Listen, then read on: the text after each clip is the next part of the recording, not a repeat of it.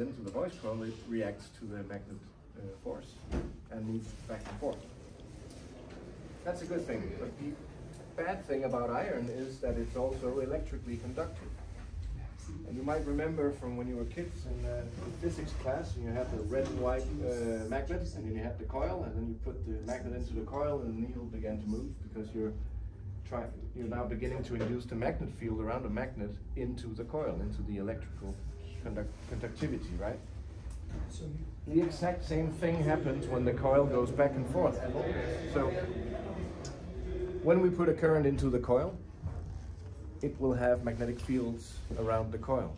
And if you place those magnetic fields around something that's electrically conductive, like iron, that energy will be stolen by the iron, and the iron will actually create an opposing force to that movement that tries to restrict the movement of the driver. The iron tries to keep it where it is.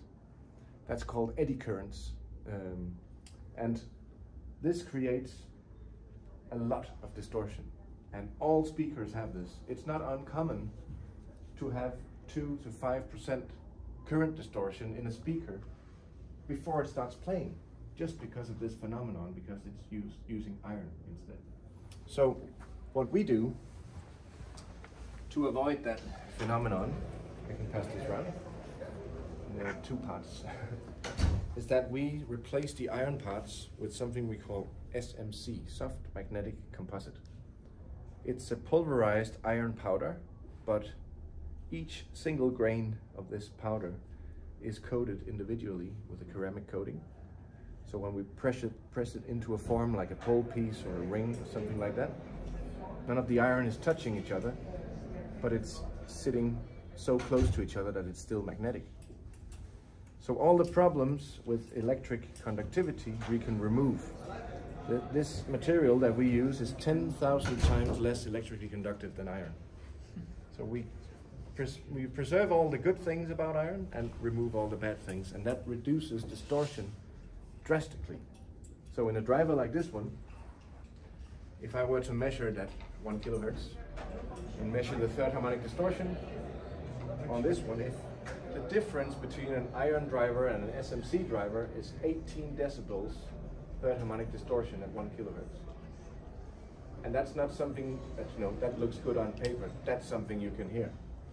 And that's what gives these speakers this sense of ease, that the music escapes from the speakers. They don't hold back, and it also makes it easier for us to integrate the drivers to each other. And it also makes it easier for the amplifier to start and stop the speakers.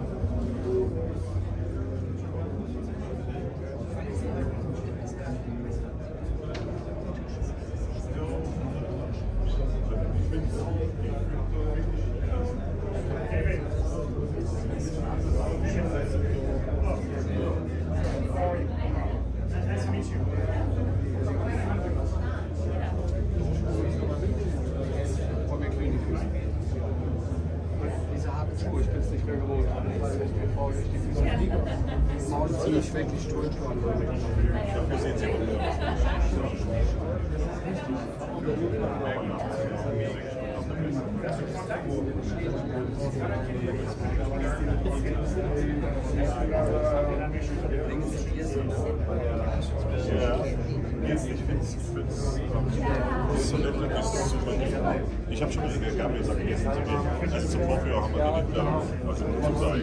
Ich habe immer bestimmt gesagt, das heißt, das ist nee, also zum Vorführer haben wir das gesagt. Laufen muss er sowieso nicht mit, von daher, also bei uns.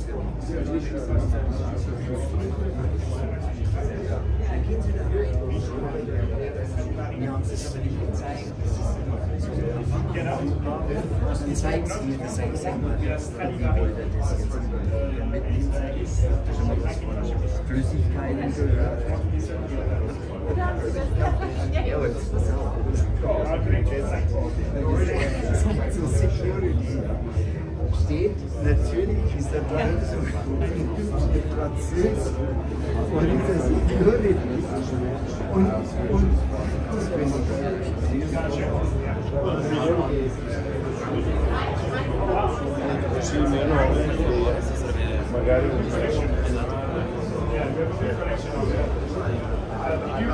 Vediamo se vuole, se no...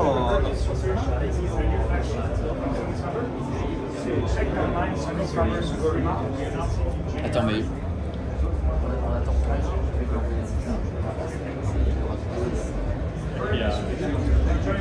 Yeah, thank you. Thank you, Brian.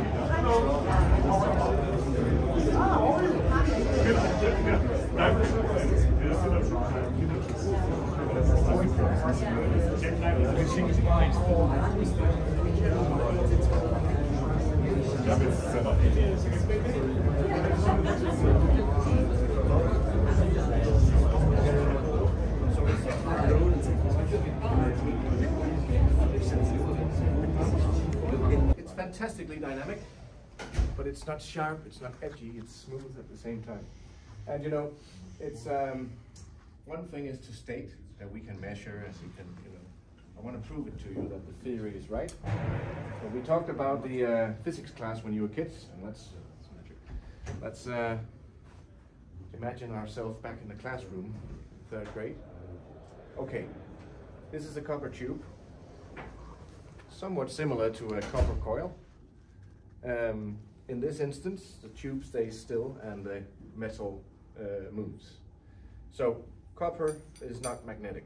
I'll prove that with a simple piece of metal. Drop that through, nothing happens. Okay, so copper is not magnetic. So why should it have negative influence on the magnet? Because nothing happens when I move the magnet to the copper.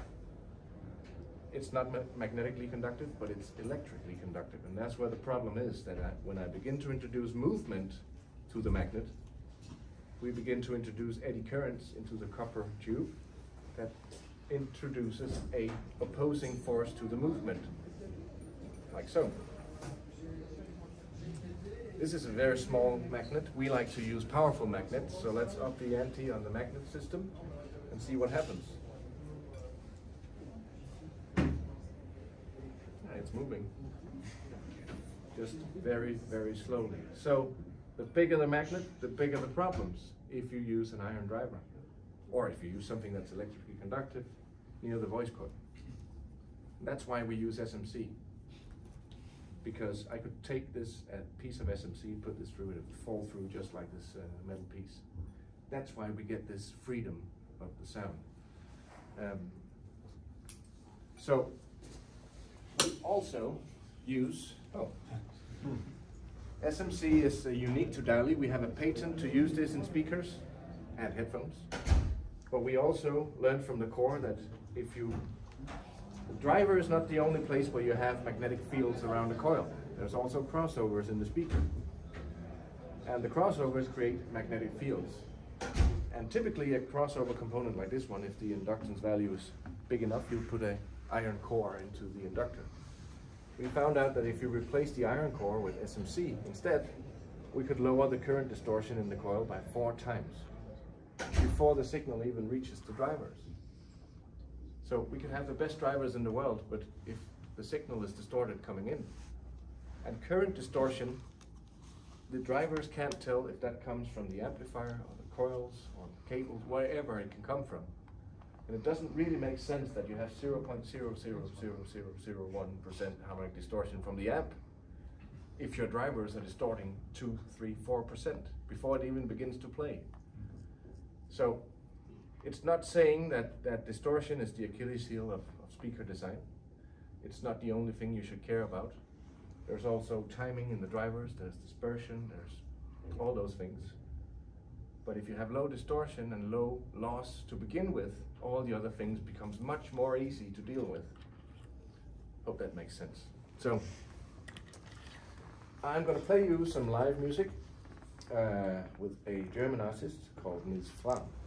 And this guy is actually, he's originally a pianist, a classical pianist.